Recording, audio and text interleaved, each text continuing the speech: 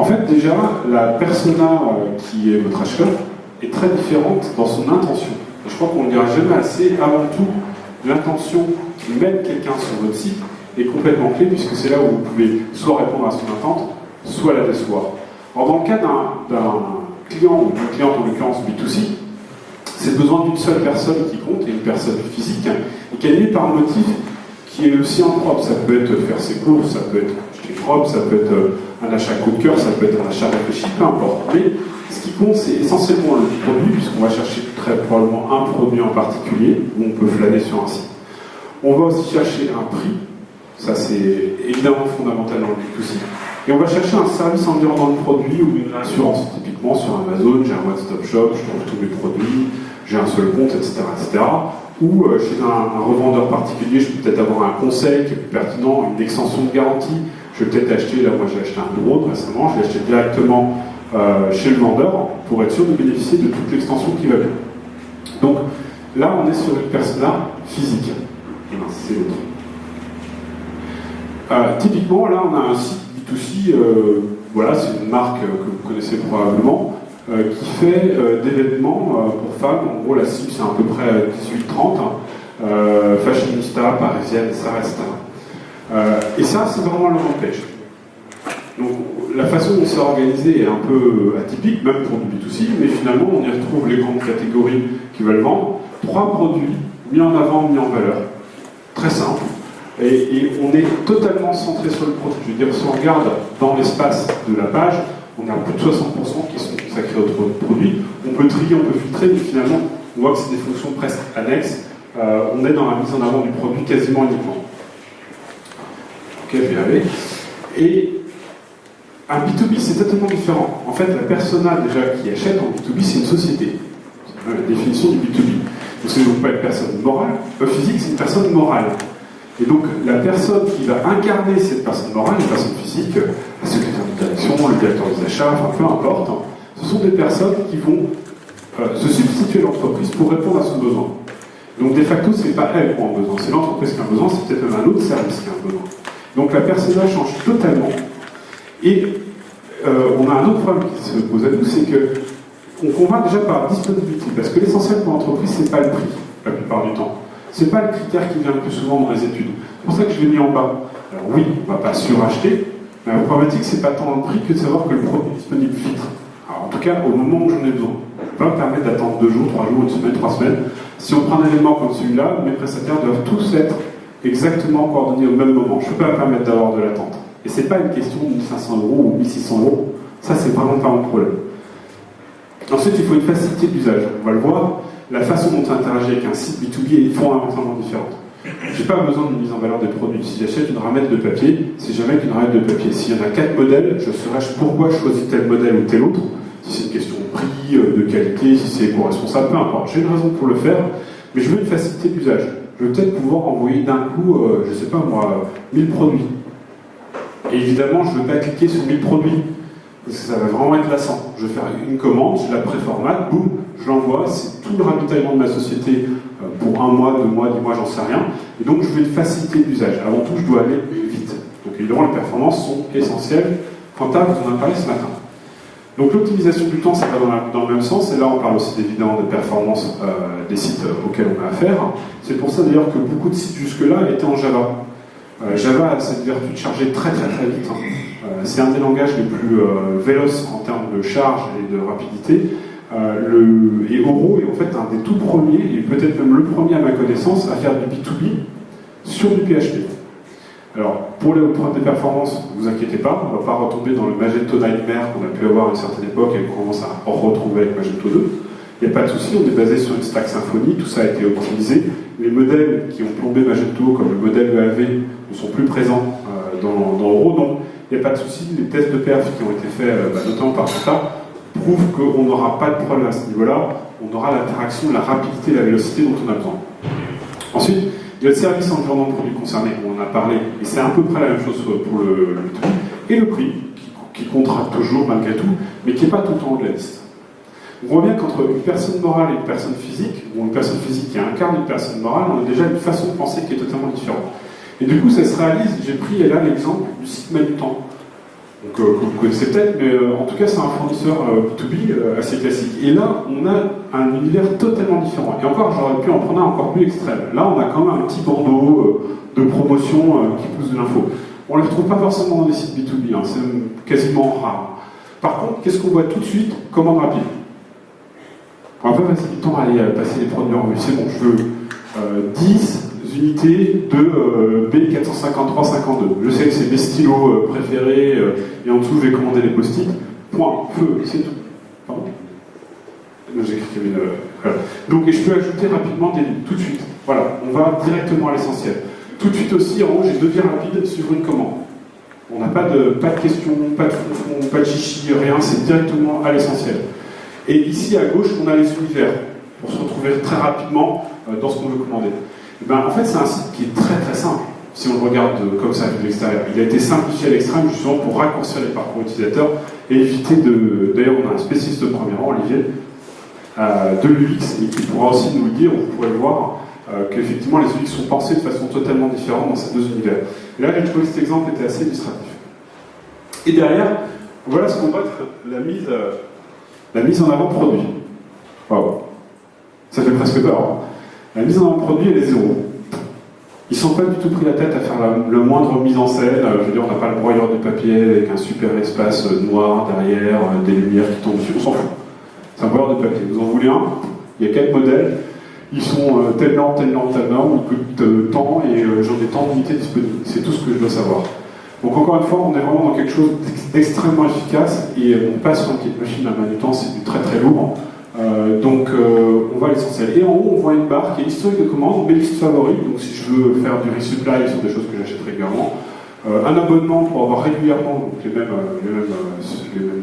produits, mes cartouches, puisque c'est un gros business, ma commande par référence, contact, c'est vraiment une simplicité extrême. Et si ces gérants l'ont choisi, c'est pas juste parce qu'il n'est pas les moindres, c'est parce qu'ils ont vraiment décidé de le faire comme ça. Donc le but aussi, le but c'est d'augmenter dans l'envie de l'acheteur de faire son acte d'achat, c'est de mettre en valeur le produit, de le rassurer aussi sur le fait qu'il n'aura pas de problème avec nous, qu'on est des gens sérieux, qu'on va le livrer dans les temps, qu'on suivra, de générer du cross-sell, puisqu'un client est très très cher à acquérir, il a un panier moyen d'à peu près 75 €. Donc c'est pas... Voilà, quand on fait une acquisition à 6, 7, 10 € d'un client, si on lui fait juste un panier à 75 €, on lui a fait une réduction de 10% sur tout le magasin. Voilà, j'ai des clients comme la Halle, Liberté, qui nous disent pendant les soldes, on ne gagne 0 €. C'est-à-dire que tous les produits qui sont en frontal dans le magasin nous coûtent exactement le prix qu'on les vend.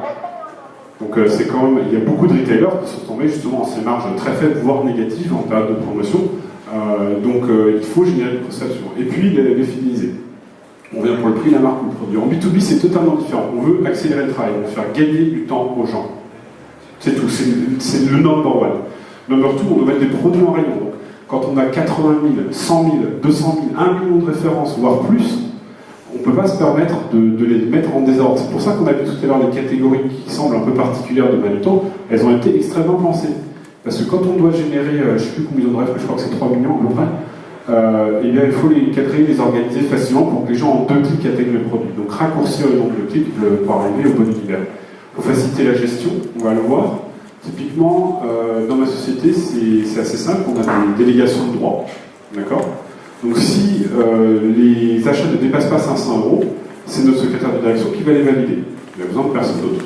Si les achats dépassent ces 500 € et jusqu'à 5 000 €, on va avoir une personne, un manager qui va le valider. Et au-delà de ça, ça va être le DAF qui va les signer. Ça, c'est notre organisation. Si on peut la refléter dans un site B2B, c'est parfait pour nous. Ma secrétaire prépare les commandes, je les vois passer, je dis ok, ça c'est bon, d'un seul, il faut faire peut-être une négociation, etc. Donc décidément, il faut vraiment respecter l'organisation de la société qui est derrière et donc aider cette gestion. Et puis générer de l'abonnement. Là, on est dans le récurrent. Le B2B a cette vertu pour beaucoup d'entre eux, pas tous, mais en tout cas, soit d'avoir du récurrent, soit d'avoir un returning customer régulièrement. Par exemple, un Kilotou, leur base de données, c'est 80% de leur chiffre d'affaires. Les nouveaux acquis chez Kilotou, c'est assez faible. Par contre, les returning customers, c'est absolument massif. On revient pour le gain de temps et l'efficacité. On le voit, les personas sont très différents, leurs besoins sont très différents. Et ce qui est marrant, c'est que quand on voit les cadeaux, là encore, on a affaire à des moments intéressants. J'étais l'autre jour chez Demandware, grand spécialiste du retail, mondialement reconnu, acheté 2,8 milliards par Salesforce, donc les gars ont fait leur preuve quand même. Et je demandais dans la salle à tous les clients qui étaient là, combien d'entre vous sont multicanal? Hop, tout le monde lève la main, c'est magique, tout le monde est multicanal. J'ai dit maintenant, ok, on va faire un truc multicanal ultra simple. Je vais acheter un produit sur votre site et je vais retourner dans un magasin. Combien ça peut faire? 2 personnes lèvent la main. Ah ouais. Donc tous les autres sont multicanal, mais il s'est passé quoi? Vous en avez oublié un ou deux, vous les avez pas fait interagir ensemble. Donc je ne vais pas juger parce que c'est compliqué, ça demande de la transformation d'entreprise, c'est pas si simple que ça, mais en fait, déjà en B2C, ceux qui s'estiment bons en multicanal ne le sont pas forcément. Et en plus, ils n'ont pas encore prévu les nouveaux canaux. Vous pouvez voir sur le stand d'Artifact, là-haut, ils ont un petit bouton Alexa, là. C'est-à-dire Alexa achète des couches pour mon bébé. Donc il va se connecter à mon compte Amazon, il va me faire livrer des couches. C'est super. Mais c'est un nouveau canal de vente qui se fait totalement en épiel. Je veux dire, j'ai pas de souris, j'ai pas d'écran, j'ai rien, j'ai même pas quelqu'un au téléphone, c'est juste un robot qui va commander un truc pour moi en ligne. Vous pouvez l'interfacer, vous pouvez générer des ventes par ce canal. Donc, en B2B, on en a beaucoup, et notamment les commandes automatisées. Vous avez pensé à vos imprimantes? Moi, demain, si les imprimantes commandent toutes seules leurs consommables, ça me va bien. Hein. Ça m'évitera la rengaine du « oh, en fait, l'imprimante, elle marche plus », ça, enfin, je suis pas chef des imprimantes, déjà, donc vous pouvez aller voir quelqu'un d'autre. Et en plus, si les imprimantes commandent toutes seules leurs feuilles et leurs cartouches, ça va très très bien. Je prends un abonnement chez un fournisseur, ça se fait tout seul, elles envoient un message directement en web service et font leur commande par un canal caché, enfin pareil, sans interface utilisateur, ça sera parfait. Et en fait, en B2B, il y a beaucoup de ces canaux cachés, c'est-à-dire qu'ils ne sont pas interfacés, désolé, avec des utilisateurs directement.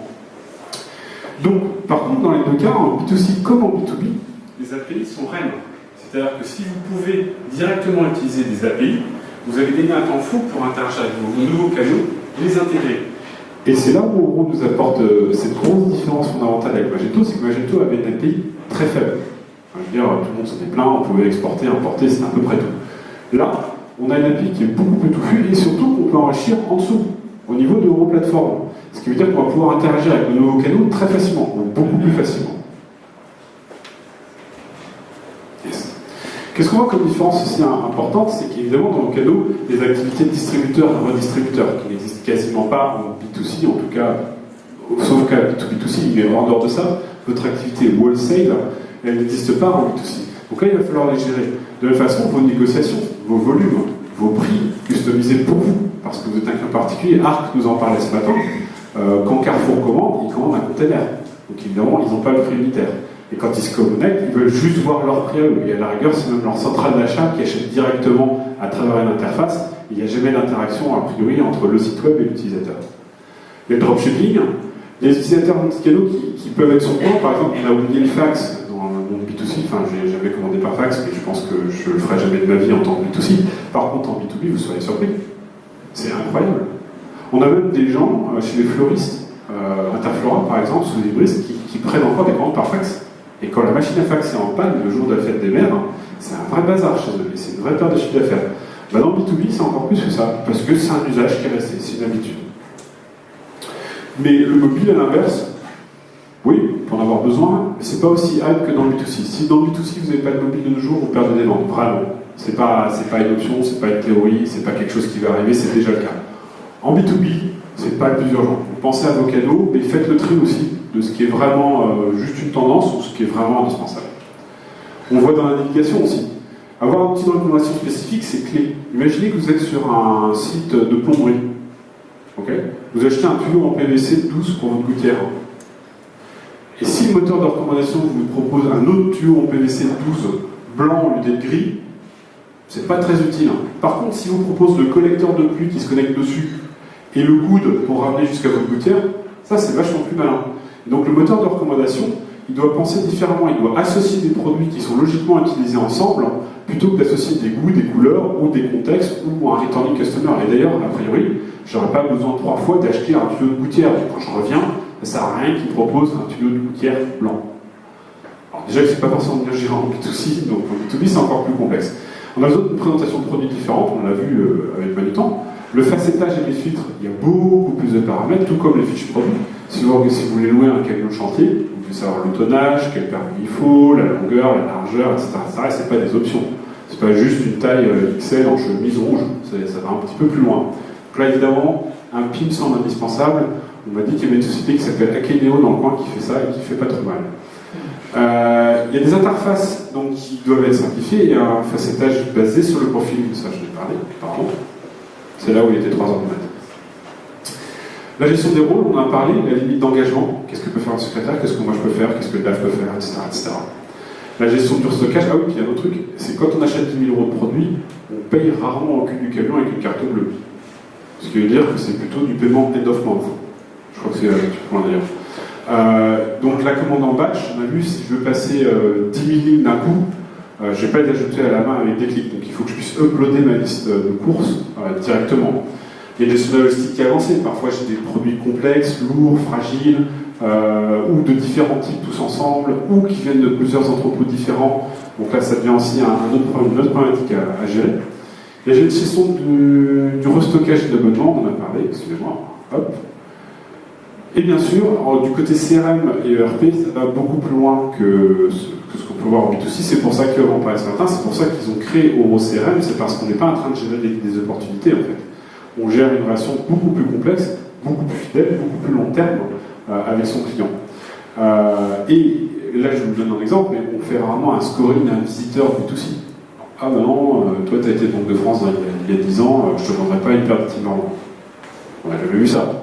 Par contre, en B2B, si j'ai un client qui arrive et qui veut me laisser un chèque de 10 000 euros, enfin une avance de 10 000 euros, et que je ne sais pas quel est son rating à la Banque de France et s'il est sérieux ou pas, je vais peut-être quand même vérifier. C'est plutôt systématique dans le B2B. Donc on voit là aussi, il y a des besoins très cohérents et très proches qui peuvent par exemple utiliser une solution standardisée type Demandware qui couvre 95% de tous les besoins retail. Et ben, en B2B, on va avoir à faire quasiment à chaque fois une intégration custom, sur mesure, à façon, pour un client en particulier. Ce qui est pour vous, intégrateur dans la salle, une opportunité incroyable. Ce qui est pour le client final, la possibilité de coller au mieux à ses besoins et d'arrêter d'utiliser un produit standard pour un besoin non standard. Et c'est là l'intérêt pour moi de la solution aux plateformes, c'est qu'on va pouvoir faire sans tordre. On ne va pas utiliser Magento et le retourner dans tous les sens pour coller un besoin B2B. On va juste prendre ce dont on a besoin et développer le reste sur un framework qui est pensé pour. Et j'ai fait qu'effleurer la surface. Le marché B2B à peu près 10 ans en arrière par rapport au marché B2C, en France comme en Europe. C'est un marché cependant qui est 3 fois plus gros. Je vous invite tous à vous intéresser avec nous et avec cette communauté qu'on a fondée. Et sur ce, je dois avoir atteint à la fin du slide deck. Et alors donc du coup, encore une fois pour Oro, on a une chance énorme, c'est qu'il n'y a pas d'open source dans le B2B quasiment. Donc tous ceux qui sont là, qui sont utilisateurs finaux, intégrateurs, conseillers, etc., on a tous une opportunité incroyable à saisir parce que le medium business en B2B n'est pas couvert ou mal couvert. Si vous êtes un grand compte, Intershop fera tout le boulot, pas de problème, etc. Si vous êtes un compte medium, vous allez utiliser Ibris, 250 000 euros par corps, ça va vite vous freiner. Là, c'est ouvert, vous pouvez regarder, vous pouvez modifier, vous pouvez faire, vous pouvez évoluer, vous pouvez partir, revenir. Et il y a un écosystème qui se crée autour. Voilà. Des questions ?